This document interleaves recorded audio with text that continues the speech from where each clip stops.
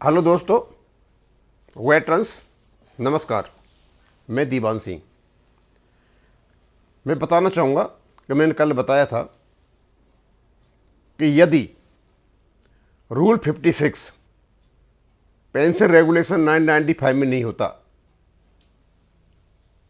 तो ये कहा जा सकता था कि पेंशन अपडेशन का कोई विकल्प नहीं है, या फिर जो पेंशन फंड क्रिएट किया पेंशन देने के लिए उसमें एक वर्ड नहीं होता।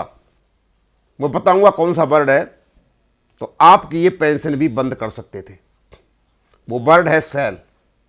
ये दो जगह आया हुआ है, इसको संदर्भ में बताऊंगा किसी के में। लेकिन उससे पहले बताना चाहूँगा, आज मैंने ऑनलाइन न्यायस्वार पर एक वीडियो बनाया था। उसमें जितना कन्फ्यूजन है, वास्तव में इतना कन्फ्यूजन मैंने सोचा नहीं था। मेरे कमेंट से और मेरे पास जितने भी फोन आए, मुझे यही लगा अभी तक ऑनलाइन न्यायस्वार कन्फ्यूजन है। मैं कल उसका वीडियो बनाऊंगा और परसों आपके पास आएगा। उसमें सारी चीज़ों को मैं क्लियर करूंगा, क्योंकि ऐसे कि मैंने बहुत ज़्यादा स्टडी की थी और एक एक चीज़ को मैंने बता रखा था। अब हम आते हैं यहाँ पर। IBA ने जो एफिडेविट माननीय सुप्रीम कोर्ट में दिया था, उसके खास खास पॉइंट मैंने यहां ले रखे, और इसमें जो खास खास पॉइंट है उनसे पता चलेगा कि IBA की वास्तव में हैसियत क्या है।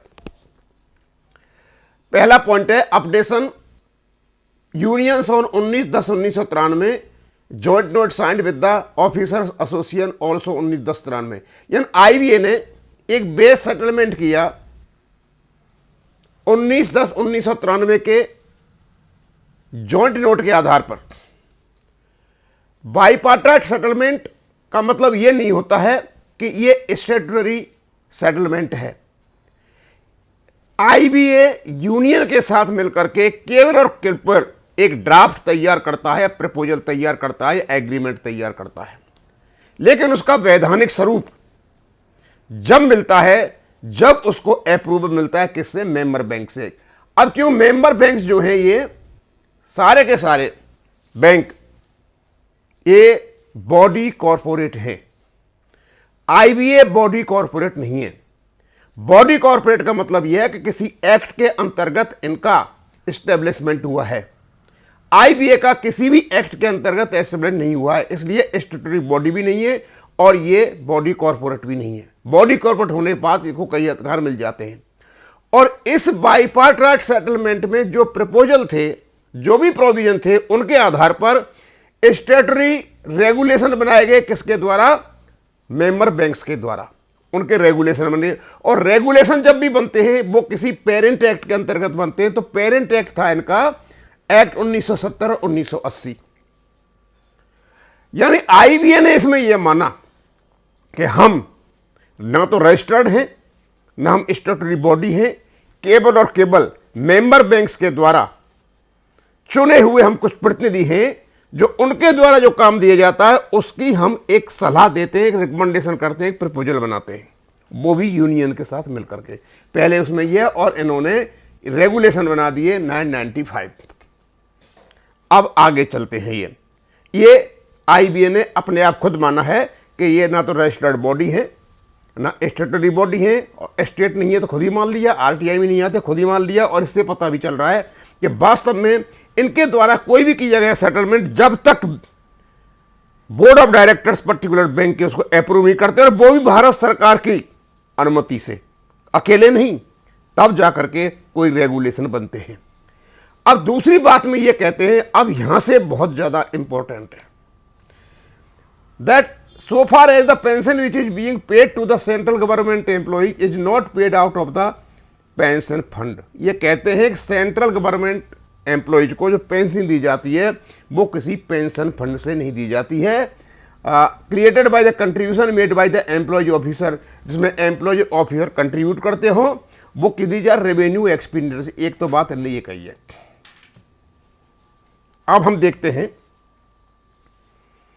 और एक इसके साथ में और पढ़ूंगा मैं, ये है pension fund created out of the banks contribution to the PF, whereas the in respect of central government employees the pension fund is paid not out of pension fund but is created of revenue expenditure and paid of budgetary allocation से payment किया जाता है। यानी bank में एक fund होता है, civil में एक फंड नहीं होता है सेंट्रल गवर्नमेंट एम्प्लॉयज का, और उनको फंड से पेंशन नहीं दी जाती है, और बैंक के जो कर्मचारी हैं उनको फंड से पेंशन। अब इनको ये बताना चाहूँगा, आपको पता है कि हमारा जो ईपीएफ का पैसा कटता था उसका एक फंड बनेगा, उस फंड को ट्रस्टी मैनेज करेंगे, उस फंड से जो ट्रस्टी हैं बेनिफिशियरी यानी पेंशन और फैमिली पेंशन को पेंशन देंगे, और यदि इसमें किसी प्रकार की कमी होगी तो उसकी पूर्ति पर्टिकुलर बैंक करेगा। अब सवाल ये उठता है, ये कहते हैं कि बैंक को केवल फंड से पेंशन मिलती है, सिविल को नहीं मिलती है, उनका रेवेन्यू एक्सपेंडिचर से होता है। अब सवाल ये आता है क्या बैंकों के द्वारा किए गए क्रिएट जो फंड हैं उनसे पेंशन की पूर्ति हो सकती है? बिल्कुल नहीं हो सकती है। तो फिर उसकी पूर्ति करने के लिए पैसा कहां से आता है? उसकी पूर्ति करने के लिए पैसा कहां से आता है? अब मैं बताऊंगा। यहां जो आपका पार्ट 3 था उसका 5.3 था ये part, the bank shall be to the fund, bank shall be a contributor to the fund. यानी जो फंड बना हुआ है उसमें बैंक कंट्रीब्यूट करेगा, यानी जो पैसा एम्प्लॉयज का कटा, अब बैंक ने जो कंट्रीब्यूशन किया वो सारा फंड में चला गया, उसके बाद भी बैंक कंट्रीब्यूट करेगा, and shall ensure that sufficient sums are placed in it to enable the trustees to make due payment to beneficiary under. और ये एंश्योर किया जाएगा कि जो पेंशनर्स हैं, चाहे फैमिली पेंशनर या एक्चुअल पेंशनर, उनका किसी प्रकार की पेंशन की कमी नहीं होगी। अब मैं आपको बताना चाहता हूं, यदि ये वर्ड यहां शैल नहीं होता, यदि यहां पर मे होता, तो आप निश्चित मानिए कि आईबीए या बैंकों के जो हेड्स हैं, चेयरमैन हैं, वो इतने पढ़े लिखे लोग हैं, मैनेजमेंट, बैंकिंग, फाइनेंस, एडमिनिस्ट्रेशन, जितने पढ़े लोग यहां पे हैं सारे यहां भरे हुए हैं। शायद किसी डिपार्टमेंट इतने भरेंगे नहीं। और दूसरी ओर साइड में आपके सिविल के जो एसोसिएशन में सिविल जो प्राइवेट बैंकों के जो एसोसिएशन में लोग बैठे वो भी बड़ी बड़ी क्वालिफिकेशन लेके बैठे हैं। यदि यहां पर शैल की जगह में होता तो ये किसी भी हालत में हमारी पेंशन को बंद कर देते, बोले हमारे फंड ही नहीं है, हम कहां से दें। लेकिन यहां इनको ऑब्लिगेटरी कर रखा है कि आपको पैसे का इंतजाम करना पड़ेगा, और उतना इंतजाम करना पड़ेगा जितना एक्चुअली बताएगा कितने पैसे की जरूरत है। और इस पैसे का इंतजाम कहां से करेंगे? कोई अपने पॉकेट से देगा नहीं, बैंक अपना जो प्रॉफिट कमाते उससे देंगे। अब चाहे लॉस मेकिंग हो या प्रॉफिट मेकिंग बैंक हो, ये एक ऑब्लिगेशन है, कॉन्स्टिट्यूशनल ऑब्लिगेशन है कि ये पेंशन तो हर हालत में दी जाएगी।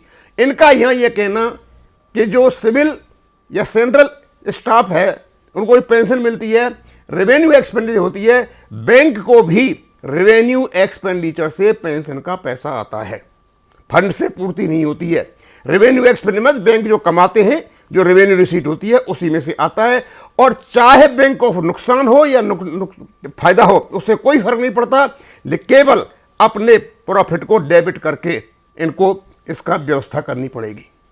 तो इनका यह कहना एफिडेविट में कि रेवेन्यू एक्सपेंस होता है, तो ये बिल्कुल सरासर गलत है। और इस पॉइंट को हम चाहते हैं कि हमारे वकील इसको कोर्ट में अच्छी तरह से उठाएं।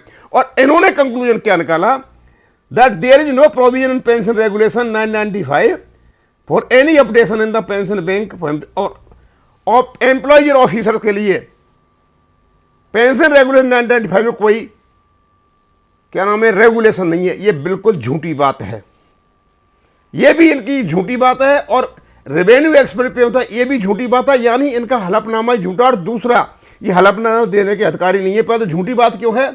आप इसका जो है रेजिडुअरी प्रोविजंस, ये इसका जो रूल 56 है, ये पहले बता दिया था। इन्हें बता दिया था कि जो पेंशन रेगुलेशन 995 के जो नियम बने हुए हैं वो किसके करस्पॉन्डिंग प्रोविजंस है, सेंट्रल सिविल सर्विस के। और कोई प्रॉब्लम आती है तो इनका सहारा लिया जाएगा। और यहां पर पेंशन अपडेशन है, इसलिए ये पेंशन अपडेशन देंगे।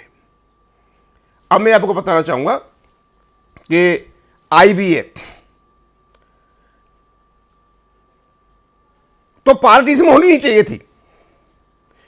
आरबीए को केवल इसलिए जवाब देना पड़ा क्योंकि इसमें सिंगला साहब वाले केस में वो रेस्पोंडेंट है।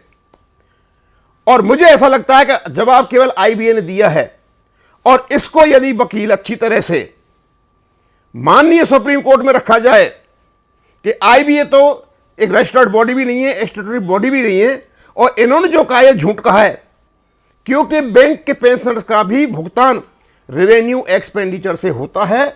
और ये कहते हैं कोई भी प्रोविजन नहीं है, इसमें प्रोविजन है, जो रूल 56 में प्रोविजन भी है, और इनका पेमेंट भी रेवेन्यू एक्सपेंडिचर किया जाता है। एक झूठा एफिडेविट है, और इसको नहीं माना जाए, क्योंकि अपने को स्टैट्यूटरी बॉडी भी नहीं मानते हैं। और मुझे लगता है अकेला यही एफिडेविट गया हुआ है।